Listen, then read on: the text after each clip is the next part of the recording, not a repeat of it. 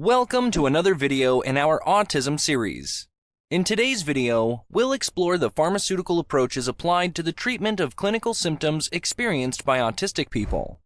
If you're interested in this subject, check the other videos available on our channel. A frequently asked question among laypeople is whether there is a medicine capable of curing autism. No, there isn't. There is currently no cure for autism. However, drugs can be used to treat the symptoms of Autistic Spectrum Disorder, ASD. However, this should only be done with the assistance and supervision of a medical practitioner. Normally, pediatric neurologists are in charge of this procedure. They should evaluate the symptoms and offer the appropriate treatment. Following that, parents of autistic children should be informed that prescription medications do not cure the disorder, but rather alleviate symptoms, ensuring the child's well-being. It is critical to stress that drug therapy should not be conducted alone. Other experts, such as physiotherapists, psychologists, and doctors, are also required to accompany the individual. The 5th edition of the Diagnostic and Statistical Manual of Mental Disorders, DSM-5, classifies and describes ASD as a clinical condition characterized by persistent impairments in the socio-communicative and behavioral areas, with restricted, repetitive, and stereotyped patterns of behavior, interests, and activities. At present, the diagnosis is still essentially clinical, and the application of screening and diagnostic tools is opportune. It is understood that an earlier diagnosis is advantageous for autistic individuals because the prognosis of the individual's interpersonal development can be modified through early intervention. As mentioned in other videos here on the channel, the diagnosis of ASD consists of observing a myriad of atypical behaviors, including the occurrence of impairments in communication, verbal and nonverbal, and social interaction, repetitive or stereotyped behavior patterns, and restricted interests. Therefore, the presentation of a set of complex, diffuse, and multifactorial conditions of neurodevelopment represents a characteristic of ASD. It is important to mention that pharmacological interventions in autism are challenging due to the etiological and clinical heterogeneity of the disorder. Identifying and managing ASD can be difficult, especially for persons with limited linguistic repertoire, low cognitive function, and ambiguous symptoms. Pharmacological therapies are occasionally needed and may improve their adherence to therapy and everyday functioning. The concepts of psychopharmacological treatment for children with ASD are the same as those for children with normal development. Efforts have been undertaken in the search for scientific evidence regarding the efficacy, safety, effectiveness, and cost-effectiveness of different drugs commonly used in pharmacological interventions of ASD, aiming at their incorporation into clinical protocols and therapeutic guidelines.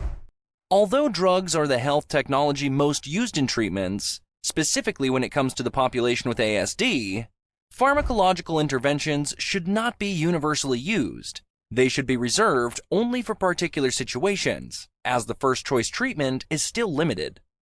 Psychotherapeutic, psychosocial, and educational behavior interventions should always be incorporated into the treatment plan due to the evidence of better results in language acquisition, social communicative skills, and the reduction of deviant behaviors when started early. Therefore, the use of medication in ASD is adjuvant therapy, along with interventions in the behavioral psychology, speech therapy, and occupational therapy fields. The lack of an effective treatment for autism capable of reversing the condition, added to the lack of clarity in ASD management guidelines, the concomitant use, and the lack of evidence-based pharmacological interventions other than risperidone and paracetazine, has made common the practice of prescribing off-label medicine, which means prescribing outside the limits established by the medicine leaflet and the regulatory authorities. It is known that there are no pharmacological treatments directly for autism. The drugs used are aimed at the secondary symptoms of the autistic spectrum, either controlling or reducing their severity. The use of drugs in childhood and adolescence is becoming more and more frequent. This is related to the availability of different types of drugs and the general knowledge about the diagnosis. Different drug classes have been included in these pharmacological interventions to achieve control of the various symptoms that accompany ASD patients. Different types of medication are used to treat different kinds of symptoms. Atypical antipsychotics, such as risperidone and clozapine, are employed aiming to treat secondary symptoms such as hyperactivity, aggressiveness, irritability, and self-mutilation. Selective serotonin reuptake inhibitors, such as sertraline, fluoxetine, and citalopram, are used to treat anxiety and repetitive behavior. Opioid antagonists and psychostimulants help to control hyperactivity in ASD. In most cases, a central nervous system mediator is used for sleep disorders. However, there is still no effective treatment and therapeutic options remain limited.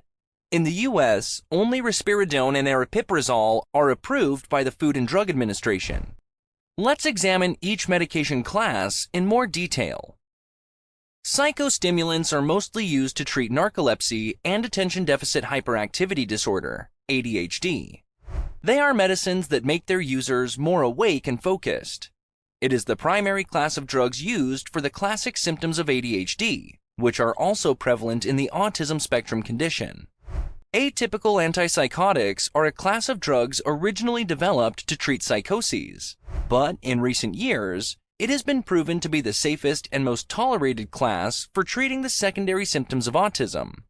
This class of drugs includes drugs such as risperidone, aripiprazole, clozapine, olanzapine, and ziprasidone. These drugs help with behavioral symptoms such as irritability, aggression, and anxiety. Their dosage is capable of producing an antipsychotic action, and they have a lower possibility of adverse effects, which is one more reason why they are the most popular class chosen to treat these symptoms. Risperidone, for example, is an atypical antipsychotic widely used in ASD and was approved by the FDA in 2006.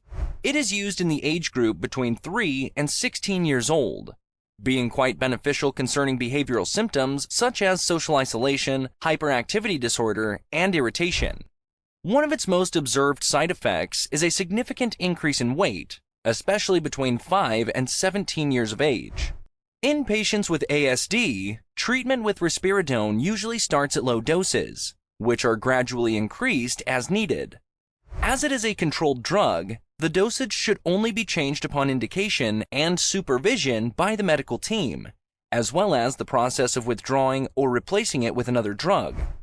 Although aripiprazole is considerably newer than risperidone, there is enough evidence of its efficacy in ASD. However, comparative evidence, such as the randomized clinical trial with 59 patients with ASD, which directly compared risperidone and aripiprazole in the treatment of behavior problems, did not demonstrate significant differences in effectiveness and safety.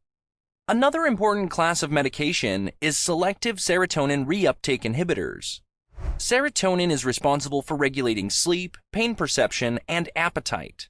Elevated serotonin levels in autistic children and adolescents are an important feature in up to 25% of patients. It reflects in several observed behaviors, such as anxiety, depression, and sleep disorders. This line of medication is widely used to treat the repetitive behaviors often found in children with ASD, along with obsessions and compulsive behaviors.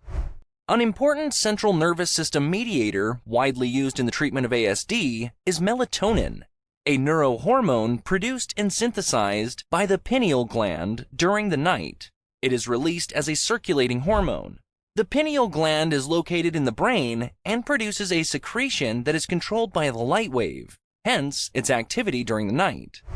Individuals with ASD have a dysfunction in the functioning of the pineal gland, thus creating a deficiency in melatonin levels. As its function to establish circadian rhythm, which is the mechanism by which our body regulates itself between day and night, and play a role in the regulation of synaptic intervention, dysfunction in this synthesis results in low levels of melatonin, thus causing disturbances in the sleep.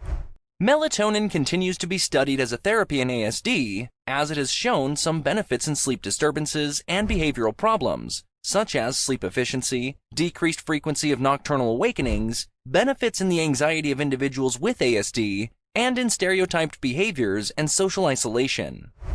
Autism corresponds to a condition of extreme complexity, which requires the implementation of multidisciplinary approaches, aiming not only at the educational issue and socialization, but also at the attempt to establish well-defined etiologies and clinical conditions, subject to accurate prognosis and effective therapeutic approaches. There is no consensus regarding the prescription of psychotropic drugs for ASD patients. Each case is evaluated, and, if necessary, medication is suggested to complement the therapeutic profile of a patient by the attending physician. Were you aware of this particularity about the drug therapeutic intervention for ASD? Let me know in the comments and make sure to subscribe if you enjoyed our content about ASD.